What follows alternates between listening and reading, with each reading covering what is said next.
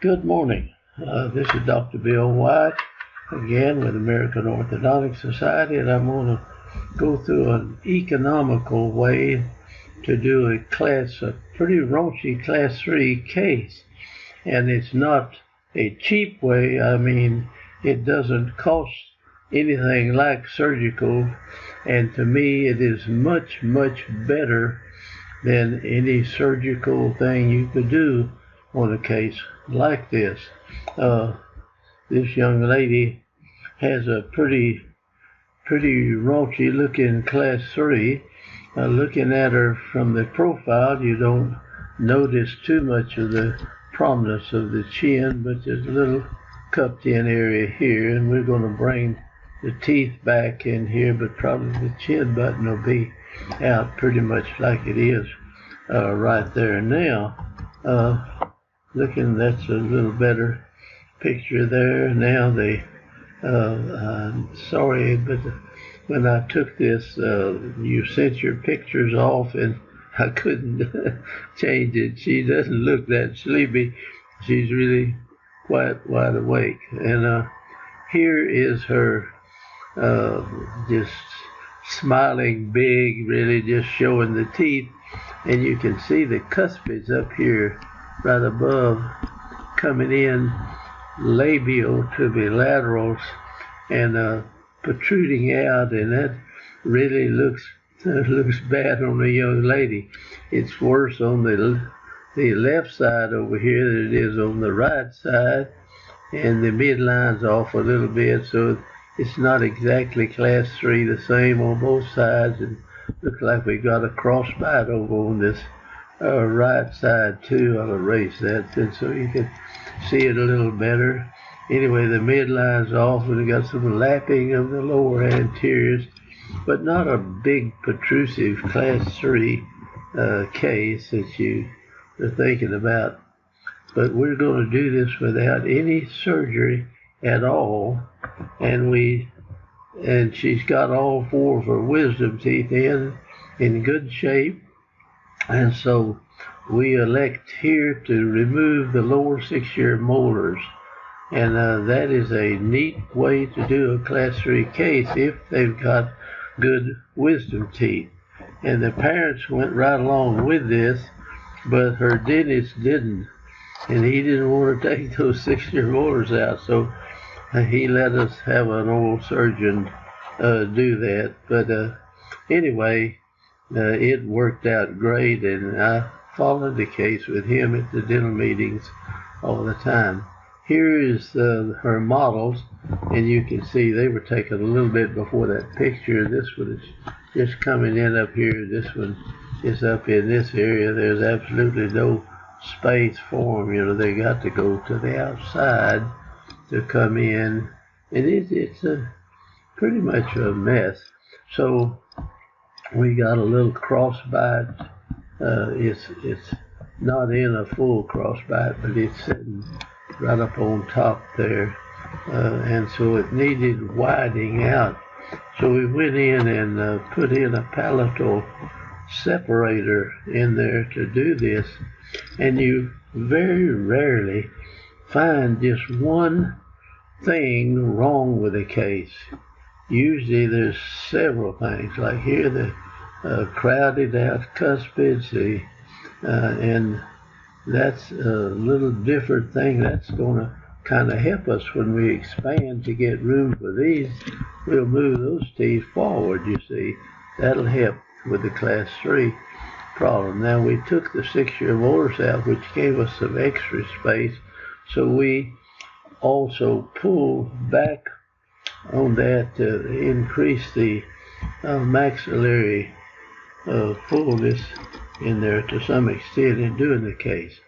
All right, here we look at it from the side, and you take this out right here. Here's your bicuspid is down in here. Here's your first bicuspid, and of course your cuspid is in there.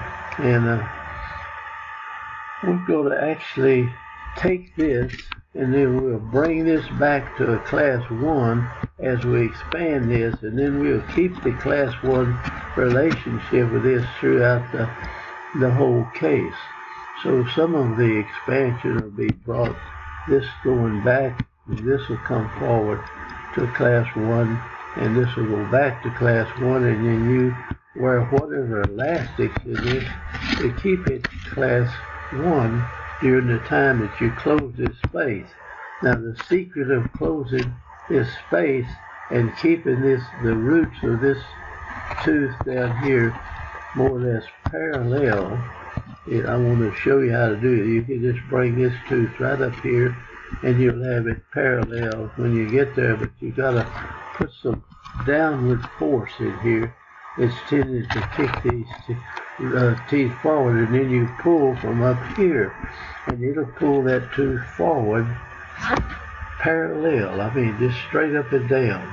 And if you don't, you probably have, if you haven't done that, it'll be hard for you to understand it just straight off, but it actually happens, and I'm going to illustrate that a little better in this video and show you how we did that. Same thing over here. We'll bring this tooth right here forward, and the roots will be just as parallel as they are here. We just carry it just like that. And what we do with a little wire that's actually a bend in the wire that's going down, and so it's having the effect of rotating this tooth in this direction, you see. And if you pull on it, and this rotation and the pull equal out so that you're actually pulling the thing straight. So you'll have to kind of watch that as it goes through. It's very interesting to watch the tooth come forward without tilting at all. Now, the occlusion, it goes up, but then they chew against that as it goes, and so the tooth stays pretty much leveled out as it moves forward through there. All right, we separated the palate up here to get us some more room, so we're going to move these teeth out more or less, and you can see the difference in the size of this, and that helps bring this cuspid in place. We'll bring this out a little further and correct the class 3 too that way. Okay, we'll just get in this and show you how it works, and it's something really I think every dentist ought to know something about doing this if they're going to do orthodontics for sure, and if they don't want to do it, at least know it can be done. And I think the general public ought to be aware that these things can be done for them, and they don't have to go in there and do this $40,000 to $45,000 maxillary surgery. In many of these cases, we can treat them simply by an extraction like that, just saving the wisdom teeth and bringing them forward. And we've got a bunch of them that we've done over the years. And I've done this on missionary kids and things that couldn't really, they got in to see an orthodontist later on in their case. Anyway, let's look at doing the work now. So we put a palatal separator in, we separated it, and we put some spring off of the separator on these 4 teeth up here, and they're being brought forward. And as we open the gap here, we're pulling, and we're pulling back on this, but we'll pull this tooth down into place. It was kind of going this way. We're going to pull it, and we're going to bring it down into that spot right there. As we move this back, it's already gone back pretty good way. See, with a little elastic change, just anything, pulling that back, and we're going to try to get the midlines lined up as we go through doing that.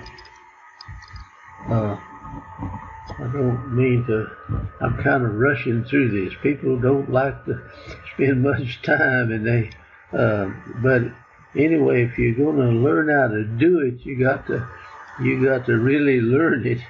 Now, if you're just looking at something, maybe your child is this way and you want to do it, then take these videos to somebody who's doing it. If they don't do it or they don't know how to do it, go to somebody else that knows how to do it. And we try to train our instructors in the American Orthodontic Society to be able to handle this type of case. So anyway, we hope you don't have this to start with, but if you do, this is a vastly economical way to do this work rather than the surgery, which many people would send you on to surgery. I'm appalled at some of the cases that are sent, or they say, well, just send them to a surgeon. They don't know how to do it themselves, and so they just send you in there for, if you would scrub in on one of these surgeries sometime, you would wonder, and I've done that. I've had several surgical cases, where that was the only alternative to do it, and there are cases that have to have surgery, and I have scrubbed in on some that take a half a day finishing them up, and you don't even know when you see them afterward.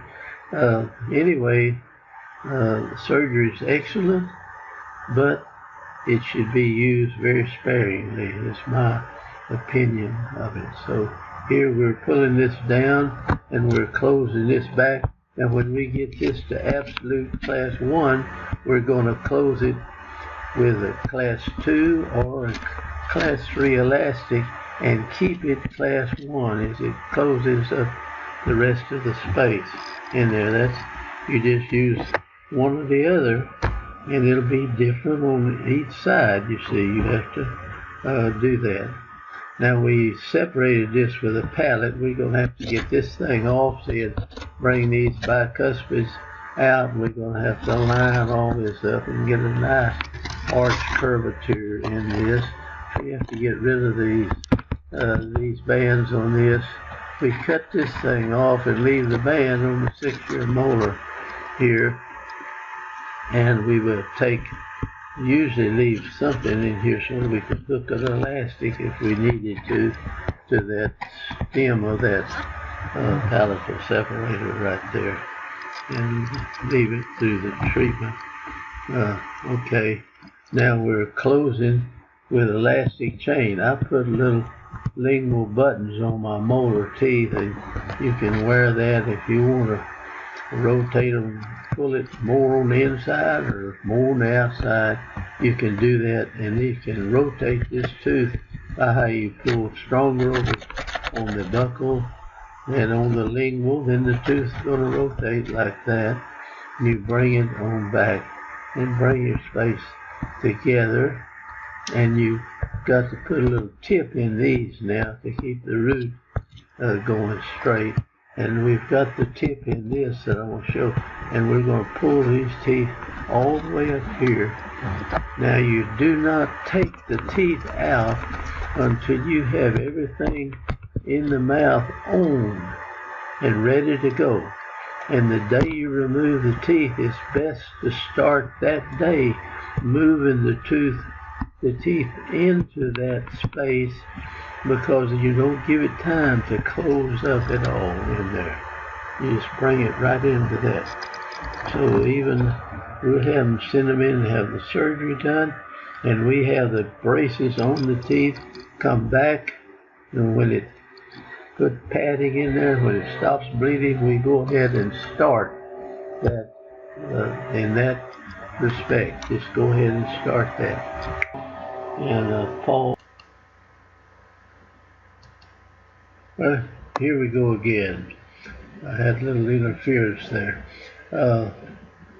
Back with the palatal separator in, we are going to take these teeth, just cut this thing off right in. We'll take these bands off these teeth, put brackets on them, and line this thing up. And you can watch, we're going to change the whole arch form. as we go along with that. Now here we're okay, we'll resume again, and I'll go through the x-rays, a group of Panorex x-rays showing you. Now it's pretty hard sometimes for people to think of eliminating a excellent tooth like this 6-year molar, but it really works on a class 3 case in bringing these teeth back into that space, and this tooth and this one will come up behind and fill in, and actually there'll be a lot of dentists that won't even recognize that after you get finished with that, and that will correct your class 3 problem. Now you have to bring the anterior teeth back, and you have to bring the roots back so they have the tip that they normally do in the front. Now that's not an extraction deal there at all. Let's go through. This is the first one. Now here is we went in with a palatal separator first to expand this part of the mouth, and then we'll push off of that and move these teeth out, you see, in that direction, or that's forward, and then we're going to open up space and bring a cuspid down in that gap right there. And then we're ready to go ahead and put the braces on everything and get it ready to extract and get ready to start doing the actual work. So here we are with a gap. Looks like we've already closed this one a little bit before we start, before we took these pictures. But over here we're pretty well the space we'll need. Now watch these teeth come forward pretty much parallel as they do. And what we do in here, we're pulling these back. We may have to put a little tip in them to make their roots come forward a little bit. But if they line up pretty good and you don't move them very far, you move these at quite a distance right in here, it makes a lot of difference as to how much that second molar is going to tilt over, and then the wisdom tooth will just kind of drift behind and come in. And so just watch this take place here now. Okay, we got a little over anxious over here, and we're pulling it without doing the tipping, and so without tipping these roots forward, and so the tooth leans. Now watch this gap here. It won't close any faster than this over here. Now let's see, we took the separator out, and there's the little bar on the 6-year molar. It's still in there, the upper 6-year molar. Let's see, the next is number 5, and now you see we've got that little spring-like device in there where you come in and bend down and make this like that, except you activate this something like that. So, and you push it in there, and then you pull, and you keep this about the center of this, and it'll pull this, and it'll bring those roots forward at the same rate that you pull the crown forward. I didn't put enough tip in these, I don't think, to actually compensate for that. Now we've pulled this tooth up here, and it is absolutely straight up and down. This one really ought to be brought back more up here. It'll kind of move in that way when we put a little stiff arch wire. And we're going to let these teeth erupt in here, and they'll be pretty much parallel when they come in. This is our 6th Panorex, and this is number 7. and this tooth is completely here. This is closed some, but not as much as I'd like. You need a little bit of a angle like that in the wire to bring these roots back. That needs a little bit more of a tip in the bicuspids and closing that up. And now we're going to let this erupt in. Now I think it's the left side over here is not erupting as fast as the right side. Now you've got to hold that tooth up with an arch wire, and that one's dropping a little bit, so we'll have to get a stiffer wire and kind of pick that tooth up there. At this time, this young lady is 16, almost 17 years old while we're doing this. But her teeth look so much better that she doesn't mind wearing the braces, and kind of showing people she's doing something about the problem that she had. So here is the 8th Panorex, and this is lined up quite good. This is fairly good, but not as good as I would like it. Now this is nice right here. It's over good, and this tooth is headed in. The wisdom tooth headed in good, and the one here is still a little late. I think we changed positions there with the X-ray, and she's 17 and 9 at this point. Now here it is. I think the last Panorex we've got is number 9 on her, and the wisdom teeth are just about in. She's in a good class 1 relationship.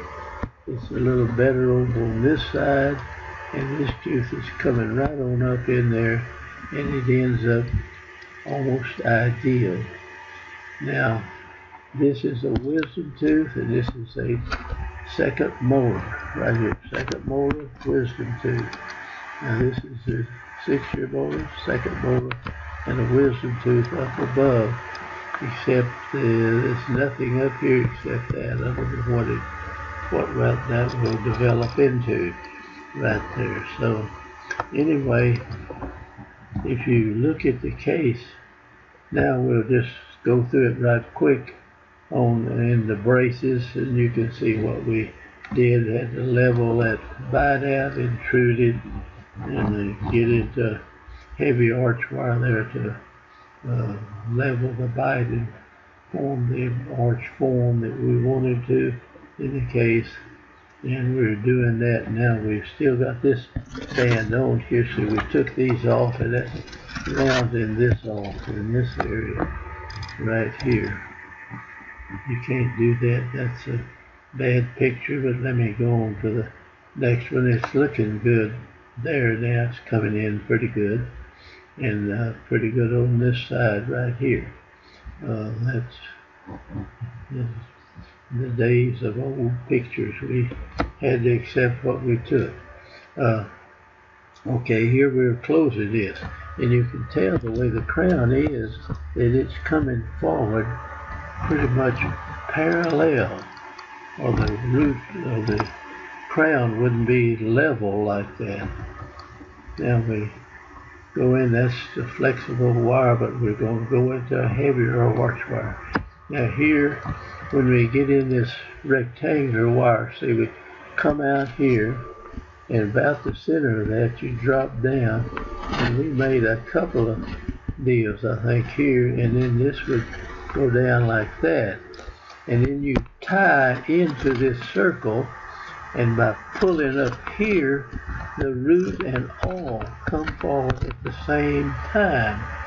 Now that's something good to know, that you can put this bend in the arch wire, put that at the point where it's going to come, and just tie into that to the back of it, and it pulls this thing forward, and this tooth will come forward, root and all, just parallel.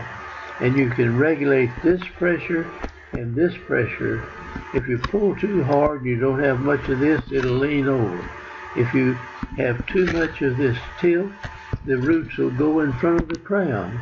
So you watch it and regulate what you put. In other words, the amount of tip you put in here that's rotating the tooth in this direction, and the amount of pressure that you pull on this wire to pull it together. If you get too much pressure, the thing will lean over this way. And if you get too much of the tip, the roots will go ahead of the crown. So you want to carry them together, and it's kind of regulating this force in here as you see the patient along from day to day. That's what we actually, from week to week or whatever length of time you're seeing. We don't want to wait too long. Now you notice the arch form is lined up good. Now we'll go in and I don't know what we'll put that to get some more, a little bit of alignment in there.